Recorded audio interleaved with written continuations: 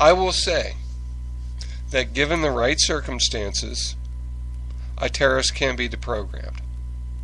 But it has to be according to what that person's motives are. There are some people, and I can guarantee you, ladies and gentlemen, that they're not going to, the only way they're going to leave is in a C4 jacket. They're hardliners, that's what's going to happen. However, to get into any type of discussion with is an Islamist, a radical Islamist, what you would have to do is bring the Bible in, because they believe that the Quran is absolute truth, but in their absolute truth they mention Jesus. They actually mention Moses as well as being another prophet. So that, again, that's where they kind of I don't know. They try to amalgamize this. I mean, it's just something that was put together by them that now they can't do. They have to stay away from it, because if they start looking at the doctrine of the Jews, the law, the Talmud, the prophets, then it's going to be different than what the Quran says about Moses. The same thing with the Christians. If somebody from Islam starts reading the scripture, they're going to find a little bit different picture of Jesus than what is being said now by them. So that's why it's important to bring the scriptures in. The Bible is great because it has both the Old and New Testament in it to refute the things that were written, not only written in the Quran, but written 600 years after all this stuff took place.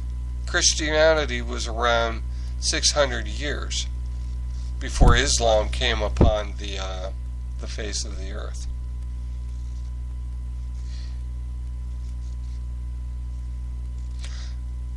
So, what are we going to identify with?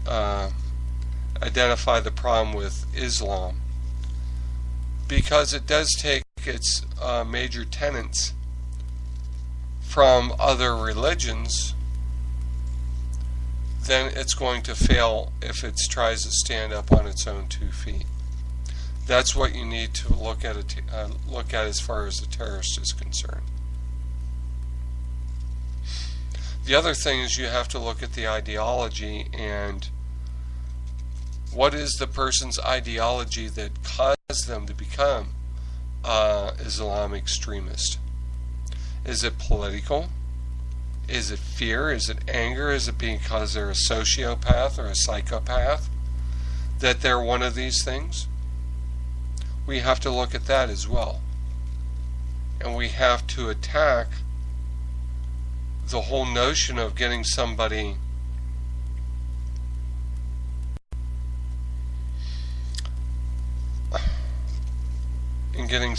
off of out of a terrorist group, whether it's a cult, whether it's Islam. Finding out where they live and breathe is going to be a big part of finding out if you're going to be successful or not. You know, you don't know how many people would not blow themselves up or want to run a truck into people if they knew that it was a lie. Probably a lot. But the way the indoctrination is it's so complete. You know, the point I'm going to say is that here you have how many people that were taking flight lessons in Florida to fly a plane. And yet, they were in the United States. They had neighbors. They went out to eat. They had coffee someplace. They talked to people, and these are the same people that got in planes and flew them into buildings. And what we'd like to think is that we're not like them, because we'd never do anything like that. Oh, I don't know. You give somebody something that they believe in, and you don't know what you're going to, what you can do. You know, you almost have to fight extremism with extremism. The West does not understand the Middle Eastern mindset. They do not understand Islam. They do not understand these people. It is a different culture than us. It's a different belief than us. And so they are not going to play fair when it comes to the way we're thinking. It's just not. So in order to try to reason with them in light of the Western ideology, you can't. It's like saying the only fruit is apples, or the only fruit is oranges. We're talking about fruit, but what happens is that a person will be convinced by an imam or a Khomeini that he's, a cleric, that he is the only one that has the fruit. So all his apples are fruit, everything else isn't. It's something else, but it's not fruit. Maybe they call it vegetables. I don't know. But it's not the same thing. I like to say it this way. There's a lot of houses, but I live in a home. So what I would convince people of is that the only home is mine. You may live in houses, but you need to live in my home.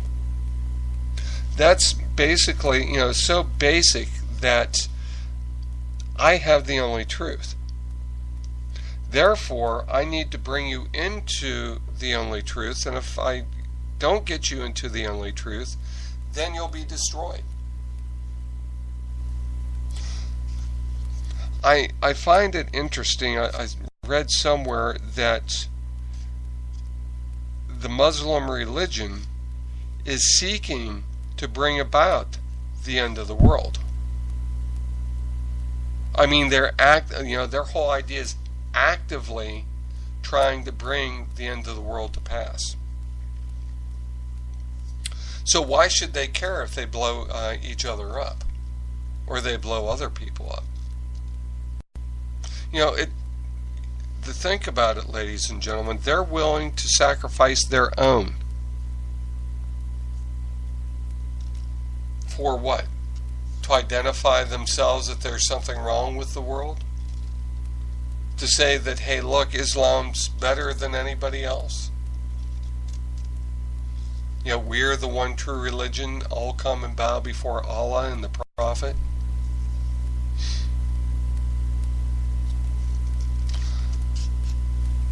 It's a terrorist organization. It's a sad organization. And it's a not true organization.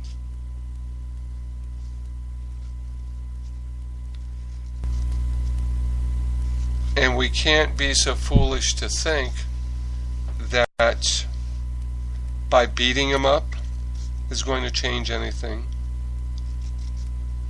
By torturing them, you may gain anything. You might gain something.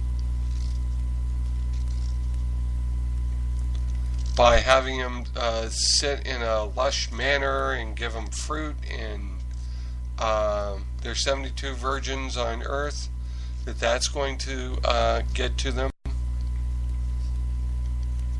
It's not. You have to find where a person lives in the core of their being in order to start working with that someone to get them out of where they are. Now, like me, I didn't want to get out of where I was.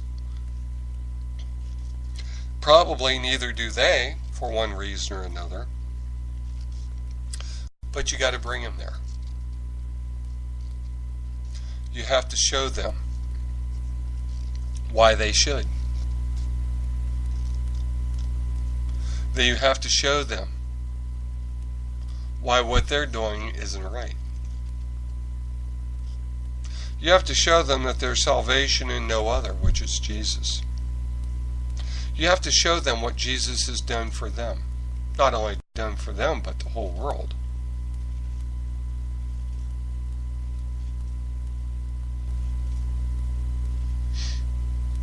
You know, one of the things that a terrorist needs, and this is where, the boot camps and stuff, is there's a need for isolation. But the isolation that they put upon a person, it's not where you get thrown into a labor camp like happened in North Korea, South Korea, or Vietnam, or Cuba, or Russia. There doesn't have to be physical isolation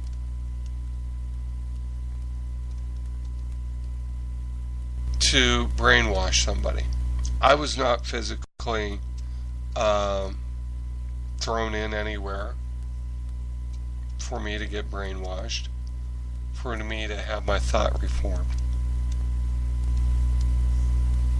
It works, it can help, but psychological and emotional are the more isolating things that cause people to get involved.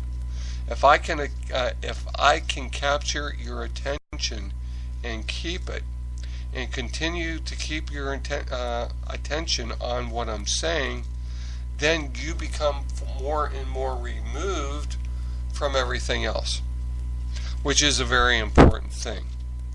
Because if I can isolate you emotionally, from your family, from your friends, if I can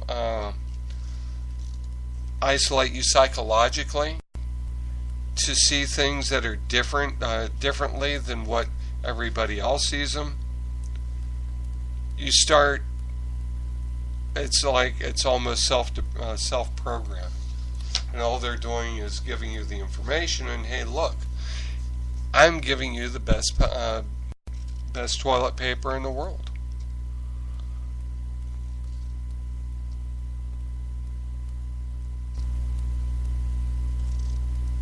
The terrorists ultimately believe that they're chosen by God to carry out a mission.